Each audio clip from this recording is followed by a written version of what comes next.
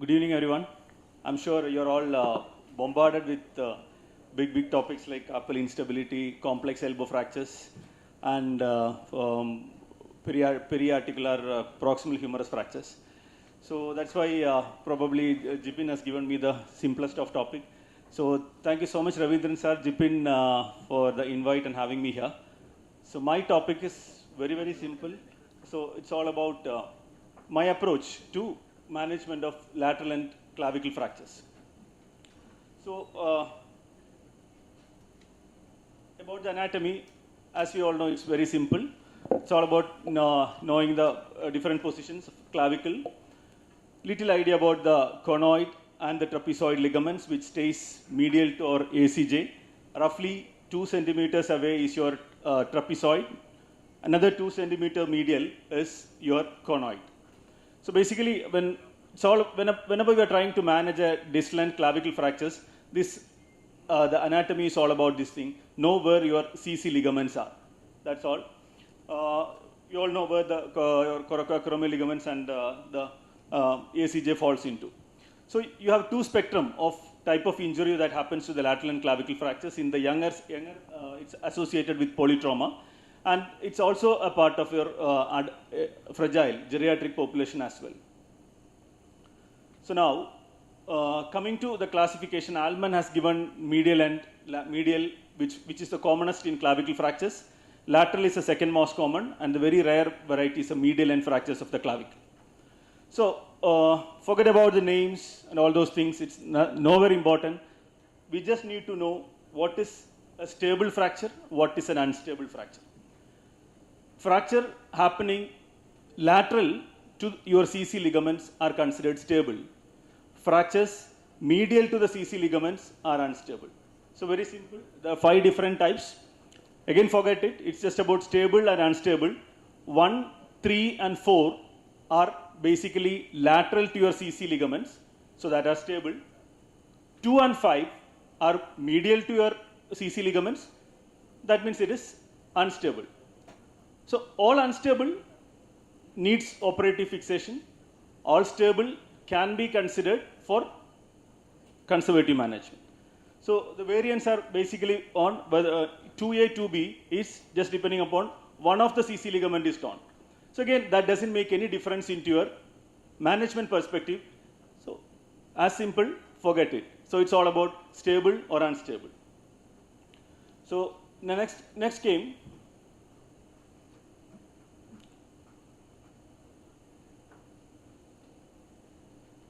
the CHOS classification.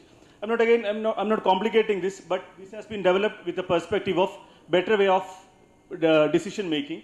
But this I've already explained. It's more or less similar to your Craig's classification. So they just change the name of or different types. So basically 2C has been added, which is a near 2B variant. Type D is type 5. So decision making is again stable or unstable.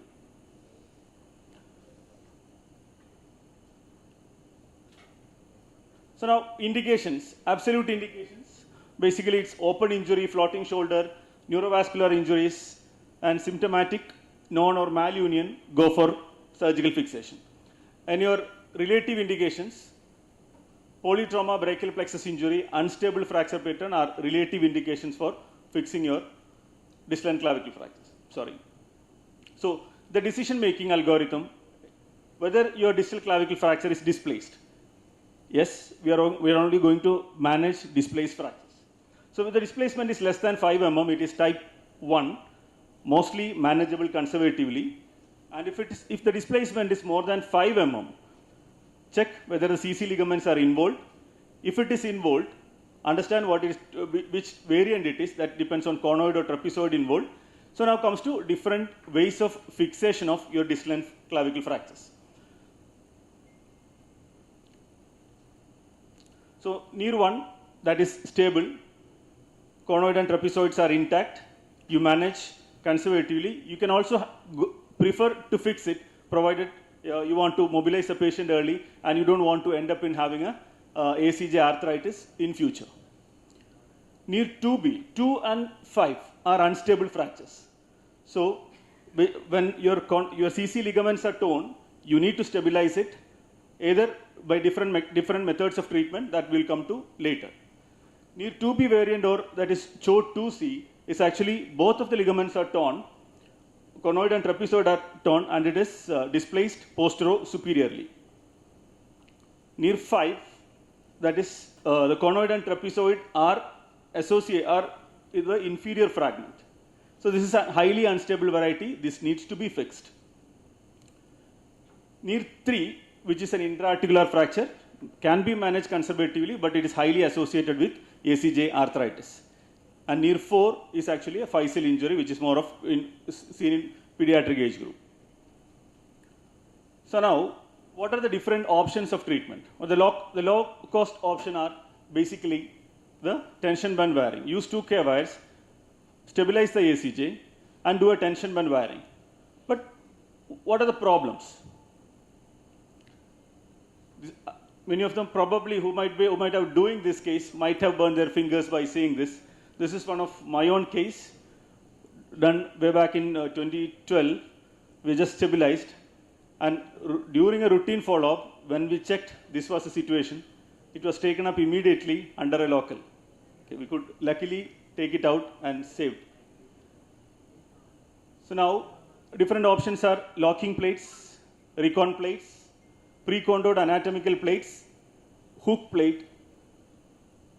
So these are the multiple options of getting better stability in these issues. One of the excellent stabilizing options in distal clavicle fracture was given by the hook plate, but the problems again, you have to have implant removal done because it results in subacromial impingement, rotator cuff issues, and many of the time, even if you take it out, subacromial erosions, lysis are extremely common in hook plates. So standalone screws were there in between in the medium, but were totally taken out because of poor stability and associated complications. So now coming to the one which most of us do for distal and clavicle fractures are suspensory fixation, either with using endo button or dog bone button or suture disc.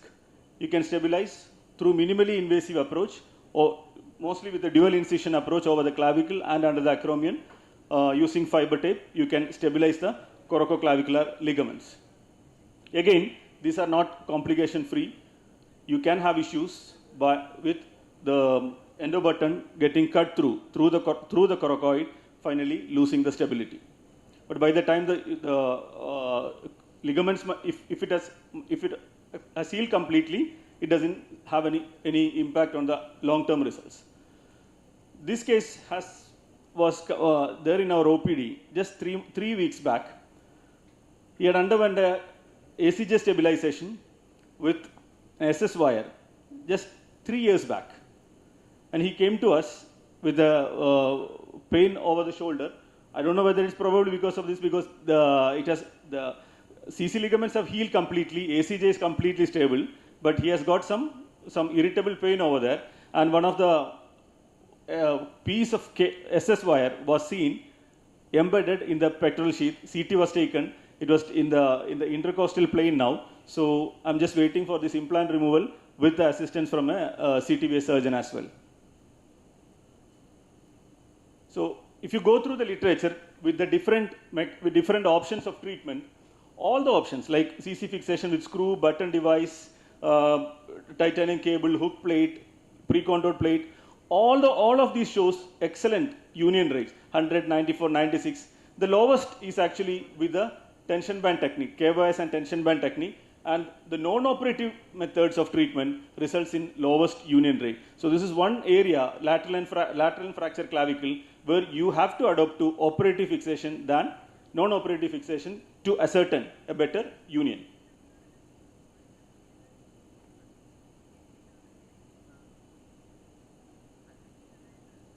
So now, coming our preference, whenever there is an acute ACJ injury, so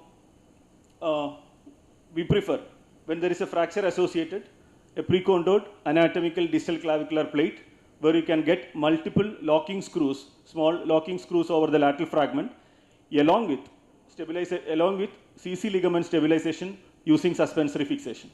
And if it's a chronic injury, our preferences will be to combine the same with a semi-T reconstruction of your CC ligaments as well.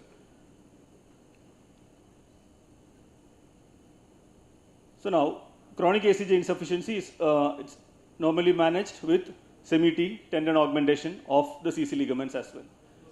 If the lateral fragment is severely comminuted or osteoporotic, the best option is still the hook plate, provided you counsel the patient adequately for an early implant removal and making sure that the subacromial issues, rotator cuff pathologies will be slightly higher with all the hook plate issues. Now, nothing is worth it if you are not happy. So what are the latest in the kitty in management of ACJ, distal ACJ injuries or distal clavicle injuries? So it's all about having UCAC or UCTC techniques. There is under coracoid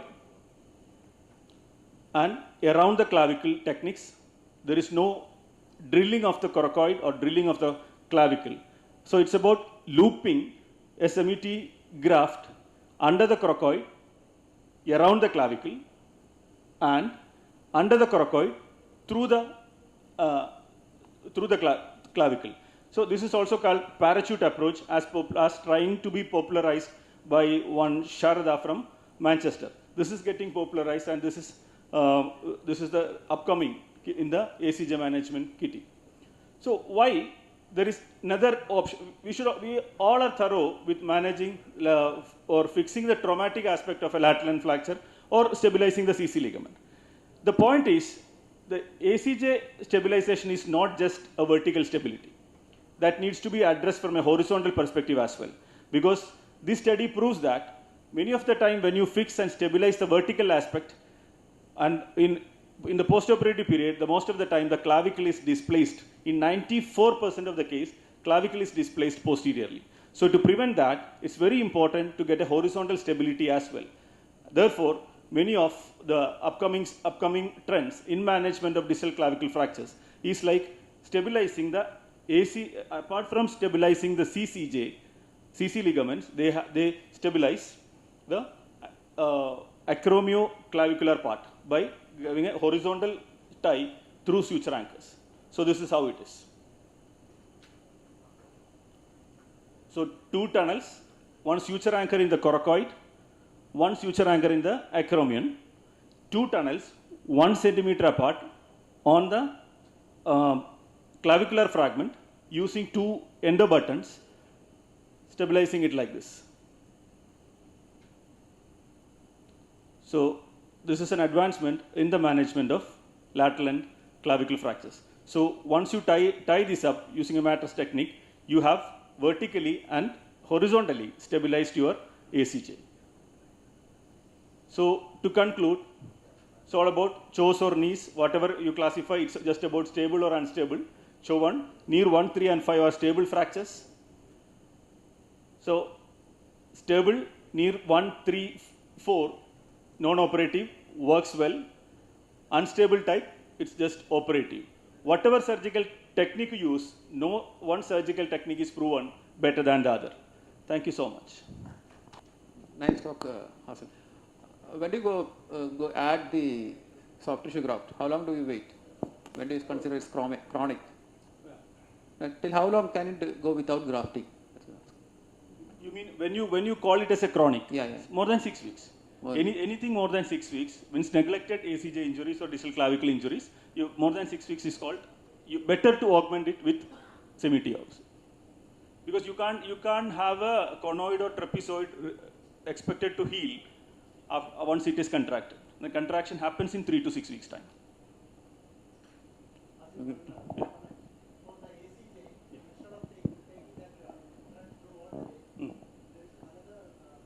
Capsular repair directly on the anterior. Yeah. Like we do a suture button on the cuff. Yeah. Suture bridge technique on the cuff. Yeah. This needs just two metal anchors. Just two suture. Yeah.